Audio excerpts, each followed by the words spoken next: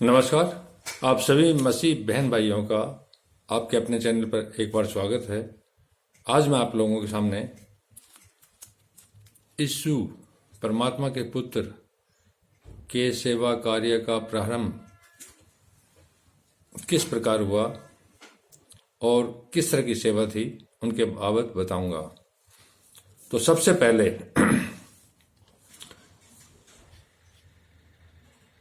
परमात्मा के पुत्र ईसा की परीक्षा हुई एक शैतान द्वारा। परीक्षा इसलिए की जाती है कि ताकि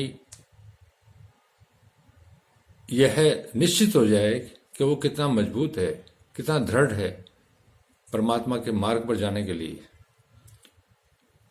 संसार में जो परमात्मा के रास्ते पर चलेगा, जो व्यवस्था की ओर चलेगा, उसकी परीक्षा होगी ही होगी।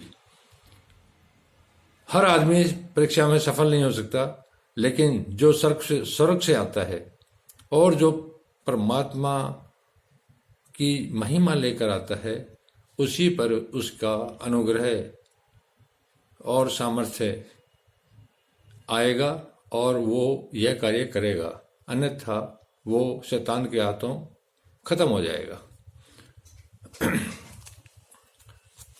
सबसे पहले ईसा ने बपतिस्मा लिया यूहन्ना द्वारा, फिर यूहन्ना को बंदी बना लिया गया।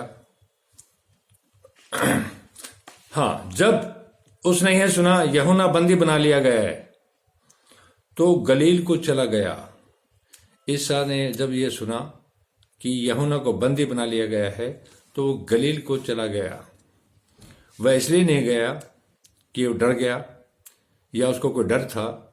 उसको पता था कि उसके साथ कब और क्या होने वाला है, लेकिन जो होने वाला है उसके लिए वक्त था और वो एक व्यवस्था का कार्य करने के लिए आया था। जो कार्य उसको करने थे उसके लिए वो गलील की ओर चला गया। और वह नासरत को छोड़कर कफरनहूम में जो झील के किनारे जबूलून और नप्ताली के देश में जाकर रहने लगा, ताकि जो भविष्यवाणी उसके पक्ष में की गई थी वो पूरी हो। उस समय यीशु ने यह प्रचार करना प्रारंभ किया और यह कहना प्रारंभ किया कि मन फिराओ, क्योंकि स्वर्ग का राज्य निकट आया है। स्वर्ग का राज्य बिना मन फिराए, बिना बैप्टिज्म के नहीं देखा जा सकता। स्वर्ग के राज्य को देखने के लिए मानव को बहुत कुछ करना पड़ता है। परमात्मा ने जो व्यवस्था, जो कानून बनाए हैं उन पर चलना पड़ता है। उसके लिए बहुत दुख पाना पड़ता है। इतना आसान नहीं है। जो परमात्मा के रास्ते पर चलते हैं उनके सामने बहुत दिक्कतें आती है। जो करता है वही जानता है। तो स्वर्ग का राज्य निकट कभी भी लाया जा सकता है अगर व्यवस्था पर चला जाए। तो अगर शैतान के रास्ते पर चलोगे तो स्वर्ग का राज्य कभी भी निकट नहीं आएगा। ईसा द्वारा प्रथम चेलों का बुलाया जाना। गलील की झील के किनारे फिरते हुए उसने दो भाइयों अर्थात समौन को, जो पतरस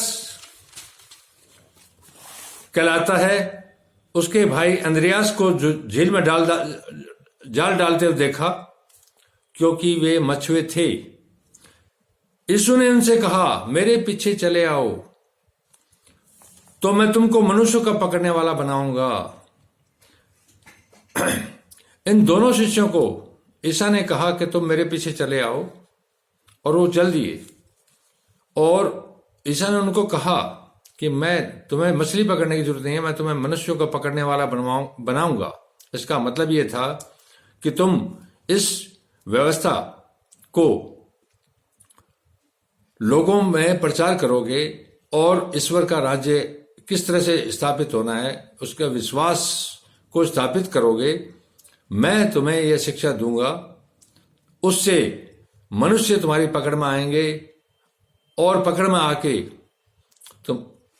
तुम्हारे से ज्ञान प्राप्त करेंगे और स्वर्ग के राज्य की ओर चलेंगे।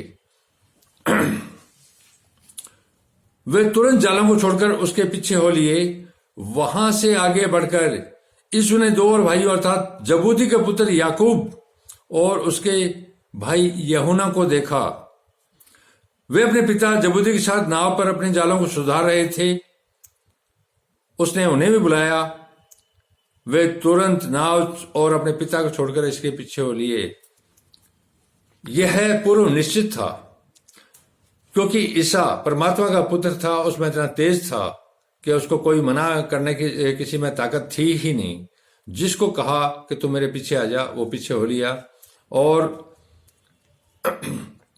व्यवस्था जो ईश्वर की व्यवस्था है, उसी ज्ञान की ओर वो उनको ले चला। उसके बाद यीशु का रोगियों को चंगा करना। अब आप ये देखो कि परमात्मा के पुत्र ने रोगियों को बिना किसी दवाई के, बिना किसी औषधि के चंगा किया, क्योंकि वो पवित्र था। उसके मुंह से जो निकल गया, उसने जिसको हाथ लगा दिया, वो जिसकी आंखों को छू लिया उसकी उंगली ने, वो अंधे से ठीक हो गया। जिस कोढ़ी को उसने उंगली से छू लिया, वो कोढ़ी ठीक हो गया, क्योंकि वो पवित्र था।